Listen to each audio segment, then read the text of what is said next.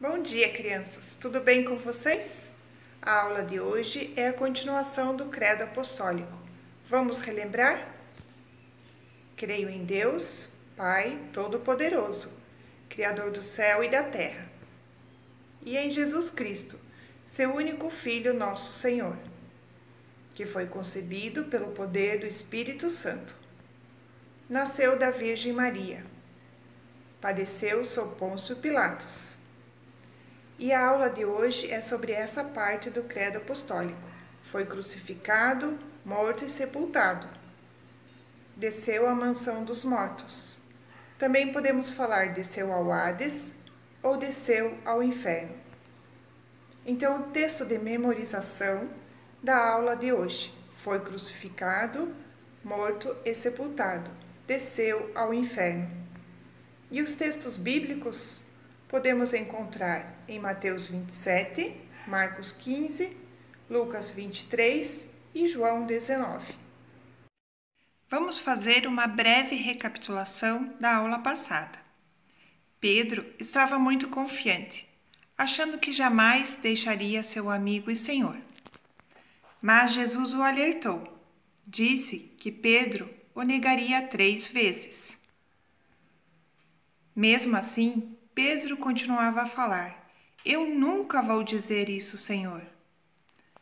Mas naquela mesma noite, enquanto o Senhor Jesus estava sendo interrogado pelo grande sacerdote Caifás, Pedro ficou do lado de fora, sentado no pátio, quando uma das empregadas chegou perto dele e perguntou se ele estava com Jesus.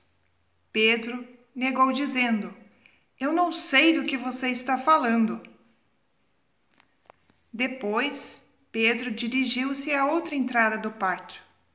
Outra empregada o viu e disse às pessoas que estavam ali que Pedro era amigo de Jesus. Pedro negou outra vez, dizendo: Juro que não conheço esse homem. Pouco tempo depois, outras pessoas disseram que ele era um dos seguidores de Jesus. Então Pedro, já meio exaltado, disse: Juro que não conheço esse homem. Que Deus me castigue se eu não estou dizendo a verdade. Aí, pessoal, o galo cantou, e Pedro lembrou do que Jesus lhe tinha dito: Antes que o galo cante, você dirá 3 vezes que não me conhece. Então Pedro saiu dali e chorou demais, pois estava muito arrependido. Mas aquela noite terrível ainda não havia acabado. Quando Judas, o traidor, viu que Jesus havia sido condenado, sentiu remorso e foi devolver as 30 moedas de prata que ele havia ganho por entregar Jesus ao chefe dos sacerdotes, dizendo: Eu pequei, entregando à morte um homem inocente. Porém, eles nem quiseram saber e disseram que o problema era de Judas. Então Judas jogou o dinheiro para dentro do templo e saiu. Depois, Judas foi e se enforcou. A grande diferença entre Pedro e Judas é que Pedro chorou e se arrependeu verdadeiramente. E quanto a Judas, ele só sentiu remorso e não houve arrependimento. Remorso e arrependimento são 2 coisas bem diferentes. Remorso é o choro que não tem consequência. Arrependimento é o choro que nos faz mudar de atitude. Remorso é carnal, é o que Judas sentiu. Arrependimento é espiritual, é o que Pedro sentiu após negar Cristo. Eu posso sentir remorso e culpa por ter deixado o pé para o colega tropeçar e cair, mas não necessariamente me arrepender de ter feito isso. Lembrar do tombo que ele levou ainda pode me fazer rir. Fica claro a diferença entre as 2 atitudes dos 2 discípulos. Vamos voltar à nossa história. Depois de ter sido condenado à morte, os soldados de Pilatos levaram Jesus para o palácio do governador e reuniram toda a tropa em volta dele. Tiraram a roupa de Jesus e o vestiram com uma capa vermelha. Fizeram uma coroa de ramos cheia de espinhos e a puseram na sua cabeça e colocaram um bastão na sua mão direita. Aí começaram a se ajoelhar diante dele e caçoar, dizendo: Viva o Rei dos Judeus! Quanta humilhação! Jesus foi levado até um lugar chamado Gólgota, que quer dizer lugar da caveira. Jesus foi pregado na cruz. Sobre essa cruz foi colocada uma tábua, e nessa tábua estava escrito: Este é o Rei dos Judeus. Quanta zombaria Jesus suportou, e os maus tratos continuaram. Quando ele sentiu sede, os soldados deram uma bebida amarga.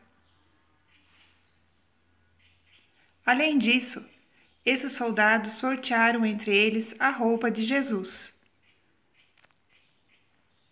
Com Jesus, crucificaram também 2 ladrões, um à sua direita e o outro à sua esquerda. Um dos criminosos que estavam crucificados ali insultava Jesus, mas o outro reconheceu que Jesus não deveria estar ali e humildemente pediu: Jesus, lembre-se de mim quando o Senhor vier no seu reino. Jesus respondeu: Eu afirmo a você que isso é verdade. Hoje você estará comigo no paraíso. As pessoas continuaram a zombar sem parar. Um dos chefes dos sacerdotes chegou a dizer: Ele salvou os outros, mas não pode salvar a si mesmo? Ele é o rei de Israel, não é? Se descer agora mesmo da cruz, nós creremos nele. Ele confiou em Deus e disse que era filho de Deus. Vamos ver se Deus quer salvá-lo agora. Mas Jesus sabia que se ele descesse, toda a história seria arruinada. Mesmo diante de tanta humilhação e descrença, o nosso Salvador foi adiante. Ao meio-dia, começou a escurecer, e toda a terra ficou 3 horas na escuridão.